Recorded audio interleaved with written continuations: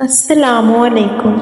امید کرتی ہوں آپ سب خیریت سے ہوں گے۔ یہ کہانی ایک ایسی نیک سیرت اور باحیا لڑکی کی ہے جو مشکلات اور آزمائشوں کے باوجود اپنی عزت کی حفاظت کرتی رہی۔ یہ کہانی ہمارے معاشرے کی ان حقیقتوں کو ظاہر کرتی ہے جو اکثر معصوم لڑکیوں کے خلاف کی جانے والی سازشوں اور ظلم پر مبنی ہوتی ہیں، لیکن صبر، ہمت اور سچائی کے ذریعے ہمیشہ فتح حق کی ہوتی ہے۔ کہانی کا آغاز ایک چھوٹے سے گاؤں سے ہوتا ہے جہاں عائشہ نامی لڑکی اپنے والدین کے ساتھ رہتی تھی۔ وہ انتہائی نیک سیرت، سادہ اور باحیا تھی۔ اس کی پرورش اسلامی اصولوں پر ہوئی ہے اور وہ اپنے والدین کی عزت و وقار کا خوب خیال رکھتی تھی۔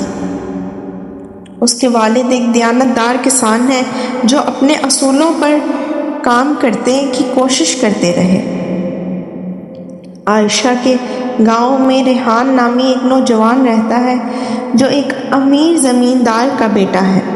وہ ایک تعلیم یافتہ اور نیک دل انسان ہے جو عام لوگوں کی مدد کرنے میں خوشی محسوس کرتا ہے۔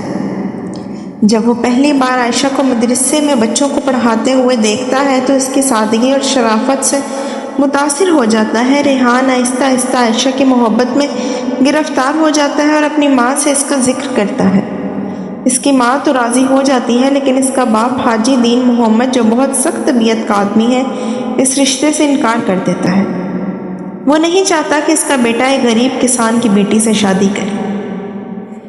ریحان ضد کرتا ہے کہ وہ عائشہ کے سوا کسی اور سے شادی نہیں کرے گا، لیکن اس کا باپ دھمکی دیتا ہے کہ اگر اس نے ایسا کیا تو اسے اپنی جائیداد سے بے دخل کر دے گا۔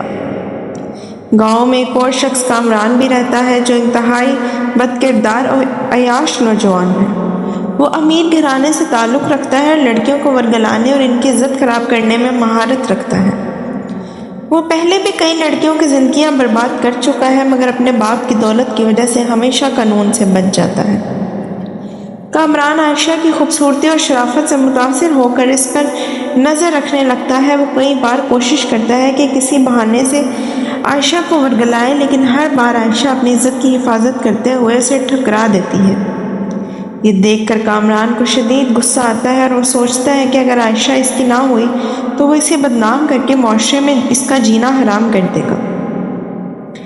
کامران ایک سازش تیار کرتا ہے۔ وہ اپنے چند دوستوں کو مدد سے ایک جھوٹا واقعہ گھڑتا ہے جس میں عائشہ کو بدنام کرنے کی کوشش کی جاتی ہے۔ وہ عائشہ کو مدرسے سے واپسی پر رستے میں روک کر زبردستی اپنی گاڑی میں بٹھانے کی کوشش کرتا ہے مگر عائشہ ہمت سے مقابلہ کرتی ہے اور وہاں سے بھاگ جاتی ہے۔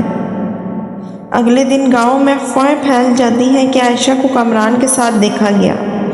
یہ خبر جنگل کی آگ کی طرح پورے گاؤں میں پھیل جاتی ہے۔ کچھ لوگ اس پر یقین کر لیتے ہیں جبکہ کچھ جانتے ہیں کہ عائشہ ایسی لڑکی نہیں۔ عائشہ کے والدین پر شدید دباؤ آتا ہے اور لوگ ان پر طعنے دینا شروع کر دیتے ہیں۔ عائشہ پر یہ وقت بہت بھاری ہوتا ہے لیکن وہ اللہ پر بھروسہ رکھتی ہے اور صبر کرتی ہے۔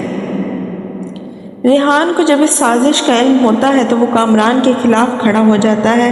وہ گاؤں کے بزرگوں کے سامنے کامران کی حقیقت بیان کرتا ہے لیکن کامران اپنی دولت کے زور پر لوگوں کو خریدنے کی کوشش کرتا ہے۔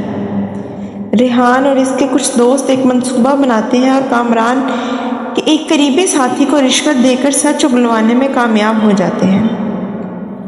وہ اقرار کرتا ہے کہ کامران نے عائشہ کو بدنام کرنے کے لیے یہ سارا منصوبہ بنایا تھا۔ جب گاؤں والوں کو حقیقت معلوم ہوتی ہے تو وہ کامران پر سخت غصہ کرتے ہیں۔ گاؤں کی پنچایت فیصلہ کرتی ہے کہ کامران کو سخت سزا دی جائے۔ یوں عائشہ کی عزت بحال ہو جاتی ہے اور لوگ دوبارہ اس کی عزت کرنے لگتے ہیں۔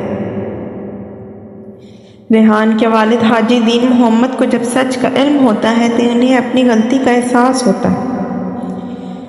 وہ جان جاتے ہیں کہ دولت سے زیادہ اہم چیز عزت اور کردار ہے۔ وہ خود عائشہ کے والدین کے پاس جا کر ان سے معافی مانگتے ہیں اور اپنی بہو کے طور پر عائشہ کا ہاتھ مانگتے ہیں۔ عائشہ کے والدین بھی اپنی بیٹی کی خوشی کے لیے راضی ہو جاتے ہیں اور یوں عائشہ اور ریحان کی شادی ہو جاتی ہے۔ عائشہ اپنی پاک دامنی اور اصولوں پر قائم رہنے کی وجہ سے آخرکار ایک خوشحال اور عزت دار زندگی گزارنے میں کامیاب ہو جاتی ہے۔ یہ کہانی ہمیں یہ سکھاتی ہے کہ پاک دامنی اور سچائی ہمیشہ فتح یاب ہوتی ہیں۔ کسی کی عزت پر جھوٹا الزام لگانے والا آخرکار بے نقاب ہو جاتا ہے۔ حقیقی محبت میں صبر اور وفاداری ضروری ہوتی ہے۔ امید کرتی ہوں اس کہانی سے آپ کو کئی سے سبق ملے ہوں گے۔ ایسی مزید کہانیوں کے لیے میرے چینل کو سبسکرائب کریں۔ ملتے ہیں ایک اور ویڈیو کے ساتھ، تب تک کے لیے اللہ حافظ۔